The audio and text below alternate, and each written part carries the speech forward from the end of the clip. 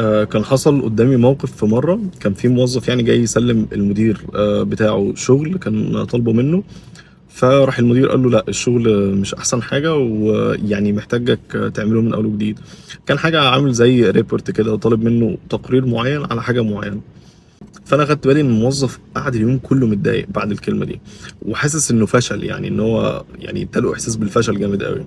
مع ان المدير يعني قدامي هو ما قالش حاجه غلط ولا قالها وحشه، يعني ولا قالها بطريقه وحشه حتى. هو كل اللي قاله ان الريبورت ده محتاج تعديل وهو مش احسن حاجه. فدي مهاره اصلا لازم تبقى عندك كموظف، الا وهي السيلف ديستانسنج، اللي هو فصل الذات عن الاداء. يعني هو دلوقتي المدير هو يعني ما قالوش ان هو فشل. لما حد ينتقد شغلك عادي جدا بتحصل، يعني اسأل نفسك سؤال: هل هو بينتقدني انا لشخصي؟ يعني هو انت خدت الموضوع بيرسونال دلوقتي، فهل هو بينتقدني انا كشخصي ولا بينتقد الحاجة اللي انا عملتها؟ فمن الاخر يعني لما تفصل نفسك عن الشغل هتتعلم اسرع بكتير جدا